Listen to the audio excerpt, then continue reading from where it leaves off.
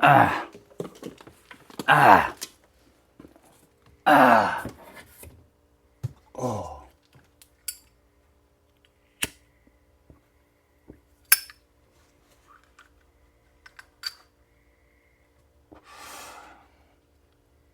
This is an unboxing. Oh. It's an unboxing. Remember when they used to be so special and exciting? Ah. And then everybody was doing them and it wasn't exciting anymore because people saw how bland it was, how human it was for everybody to be saying, oh, I saw something do something that was funny and all I have to do is imitate it. It doesn't take much to do an unboxing. All you have to do is imitate people and act really excited.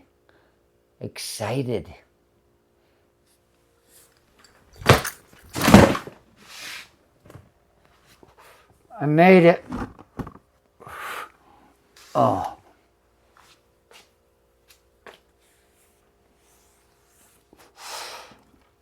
I thought I told you. That's the Colombian squires talking to you right there. You see, there are holes drilled in this. The marshal carried it. Why are there holes drilled in it? Because the wind can go through it without slowing it down, and it will hurt more. Look at that. There I am. Last chief squire of Circle 1713 out of Gaylord. It didn't exist after me. And I made that happen. Like a bad president would. A bad chief. Just by doing nothing at all.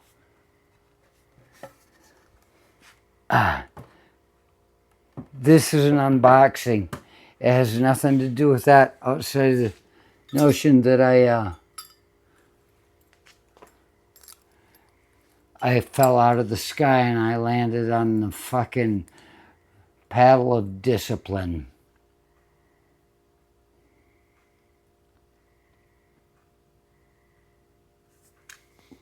I'm doing an unboxing. Somebody gave me a beer yesterday, and I've seen it around and around and around on the posters on the walls and places. I say, I don't know what the hell that is. I don't think I need to even find out because I'm happy with my Pabst Blue Ribbon. But as occasion does so require, I must share with you my first impression of this beer. I'll have to acknowledge that I've already had a Pabst Blue Ribbon and I didn't have anything to cleanse my palate. Oh, there it is right there. It's perfect. You may say, well, he planned that, but do you think I wrote it? I didn't know how this was going to happen. Look, we've got an onion. I have to cleanse my palate. We have an onion. Tim Roney ate an onion on Devil's Night one year, probably 86, 87, when the cops caught us with a bunch of stuff that we were going to put in mufflers. And the cops said, what are you doing with that onion? He said, eating it. And the cop looked at him and he took a bite out of it. I'm going to show you in a minute how he did it. But onions have a fair play. And then he died of leukemia before we finished high school. It must have been 85, 86. He died of leukemia. All the girls cried. All the girls that abused him. And I told the girls, Shut the fuck up. You never liked him to begin with. Nobody liked him. But I wondered if raw onions had caused the problem that happened within a year or two. But here, we're going to look at something. I have to cleanse the palate, so I might as well use a political stance to do it. Look at this one. This is an onion. It's growing. It's been in there in the corner. I thought it was a potato. Turns out it's an onion. It doesn't matter. I'll put it in the ground. I like the idea of things living. I like to care for them after they show their faces. And I've got frogs that come around me all day, every day, because for some reason I treat them well enough that they trust me. You've got this one. This is the only one anybody cares about. Is the one that has not come into life yet. It's part of the damn, what do you call it, gestation period of a fucking reasoning organism. And then you've got this one. It's born. I'm going to keep this one. Just the opposite of what we see in mind about humanity in these United States right now. Humanity. This one doesn't matter to them. It's already shown that it can survive. Now they can abuse it. This one matters to them. Why? Because if it doesn't come into the world as this one, then they just will not be able to eat it.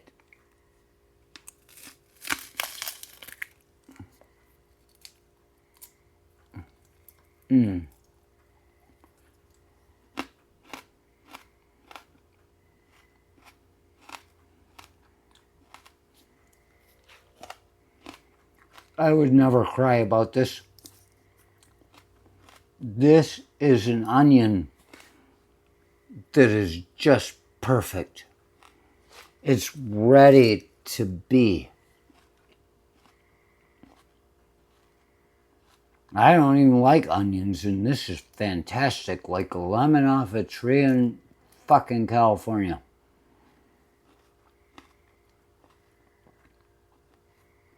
Wow. It's not bitter. It's sweet.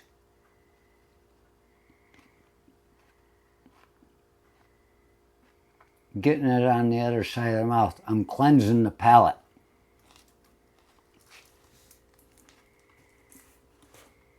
I'm going to put those in the ground and grow them so I can eat them again later and not care for them if they die. Not care that my feeding off of them.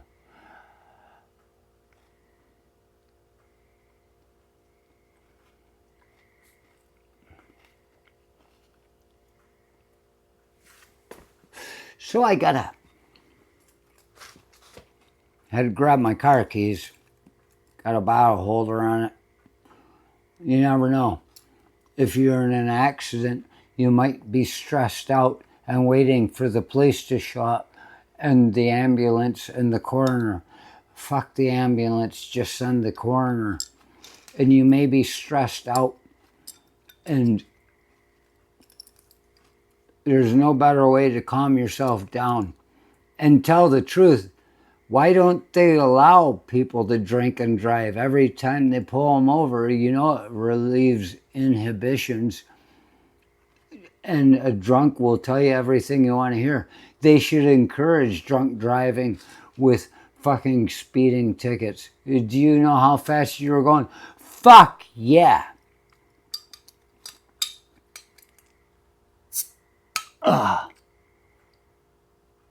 There it is. It's happened. It says Belgium on the cap. New Belgium Brewing. I had never heard of it, but I see these signs on the walls, and they say Voodoo Ranger. I'm about to try it. I'm letting it air out right now. You see these things, and I always think, what a stupid name for a fucking company. But if it's an Imperial Ale, it might be okay. But every time I see Voodoo Ranger, I think of Paul Lozier. And he said when we were in Daytona Beach, he was a ranger. I was hanging out with him. I'm going to try it.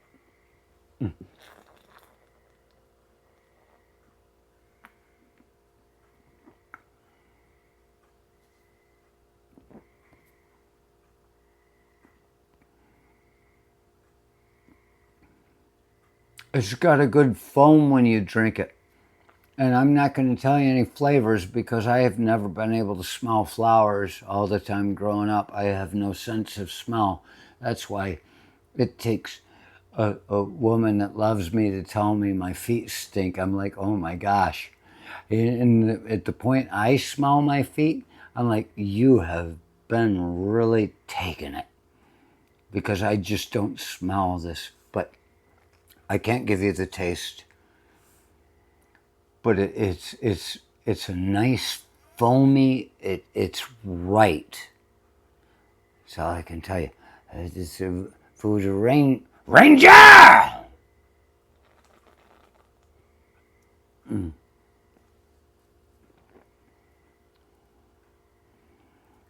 It might have some citrus in it, and I'll tell you the truth. I don't like fruity drinks at all. There are drinks like Blue Moon. I'm like, keep that fucker away from me. I know it's popular and all, so people have to drink it to be cool. I don't drink to be cool. I drink to be. This goddamn drink right here, this Voodoo Ranger, it may have a slight citrus taste, and it's very, very good. I'm impressed. I hear it's got a high alcohol content. It was given to me, so I didn't look it up. I usually like Pabst because man's got to know his limitations. You start drinking something that's got high alcohol content, next thing, there's a reason bars close at 2 because it used to be low alcohol content and they knew about that time. That's what I'm guessing. That's when people were about to lose their fucking minds. But if you keep a bar open till 2 and you give a Bell's Brewery two-fisted truck driver shed ale or whatever you call it, that's a good beer. I like it. And that's like 3 times. I don't know what it is, but I found out that you get surprised when it happens. You're drinking one of these. I was in Bell's Brewery once and drinking, and I was fucked up before I knew it. I pissed everybody off.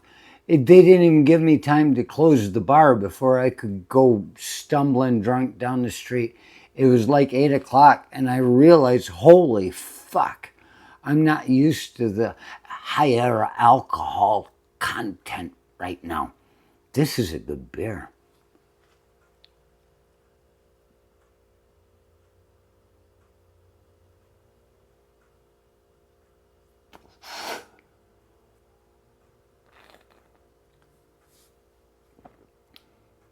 Ranger! See, that's Paul Lozier. When I was in jump school, airborne school, whatever you want to call it, first of the 507th Airborne Infantry, Bravo Company. We had a dog that jumped out of the airplane with us once. Not with us. Before we got there, they said this little dog that would come and scream at people. And he would look at your uniform, this little fucking dog. And the cadre, the black hats, they told us they took him on a jump once and to make them airborne qualified.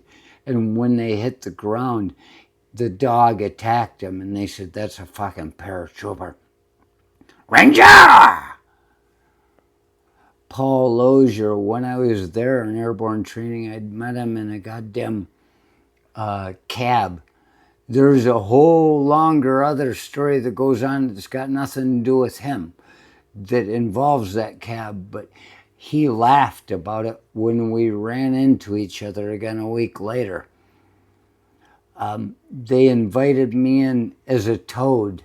I wasn't even airborne yet. I was in training, and the one guy was upset that they would allow me to hang around, and we went out of town on weekends. We did things. Yeah, I almost shared a deep, dark secret, but man's got to know his limitations. That's why you don't drink shit like this.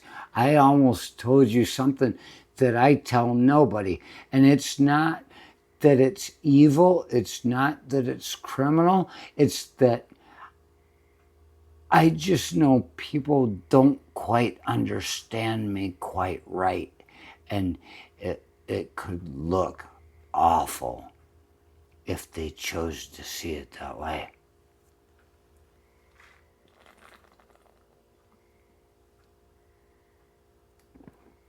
We went down, Paul Lozier and I, and Strom. He was Norwegian. He's the one that taught me to say, Harlister Krullerlemai. That means in Norway, if you're ever there, which I almost went and I got diverted, but I knew the line at that time. Harlister Krullerlemai. I'm not getting at that.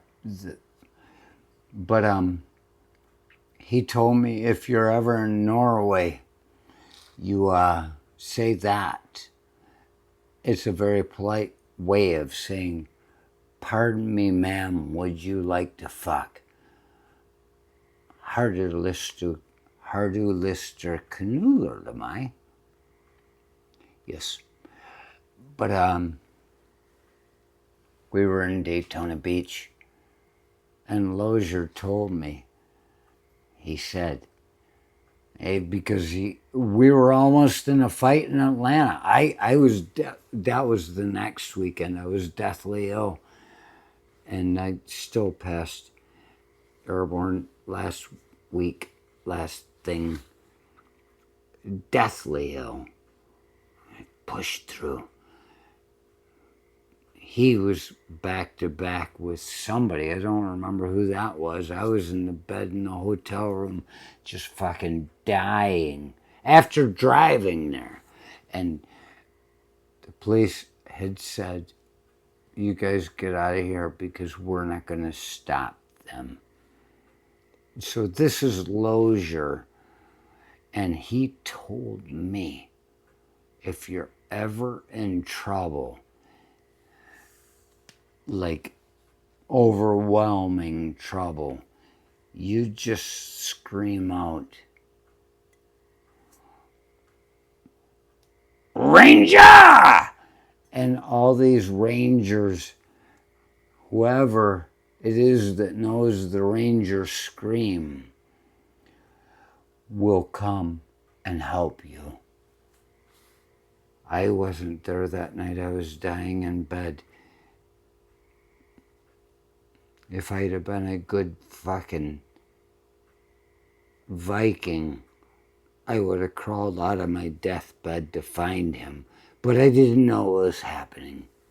This is a good beer.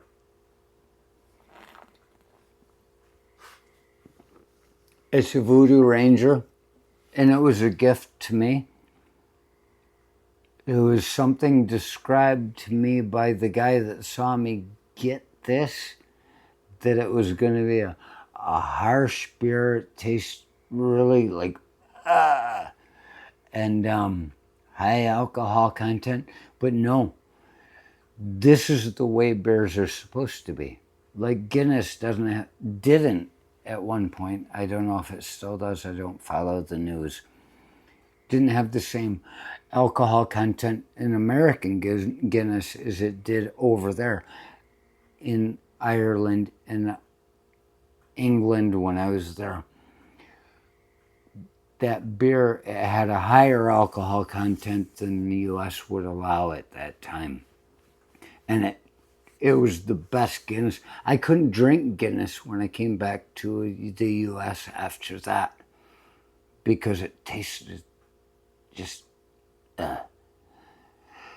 The reason it tastes right is because they've got the alcohol content right with everything they're doing. This tastes right. I was highly questionable about the Voodoo Ranger beer when I first... All the time I've seen these goddamn posters on the wall. But the truth is,